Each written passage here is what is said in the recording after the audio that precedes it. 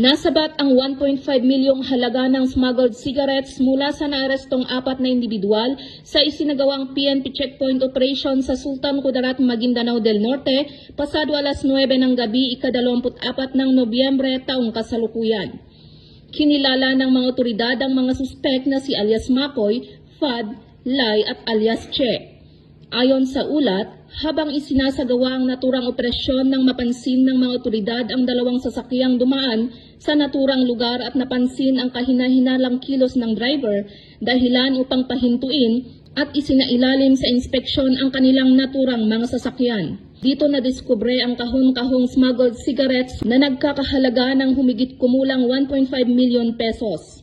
Dinala na sa himpilan ng PNP ang mga suspek para sa kaukulang dokumentasyon at pagsasampa ng kaso. Habang ang nakumpiskang kontrabando ay nakatakdang i-turnover sa Bureau of Customs para sa tamang disposisyon. Ang operasyon ay bahagi ng kampanya kontra smuggling. Hinimok ng kapulisan ng publiko na makipagtulungan sa pagbibigay ng impormasyon at tiniyak na magpapatuloy ang operasyon para sa ligtas at maayos na kalakalan sa Bangsamoro. Mula rito sa rehiyon ng Bangsamoro, ako ang inyong Police News Network Correspondent, Patrol Woman Leonora Gawang, alagad ng batas, tagataguyod ng Balitang Pulis.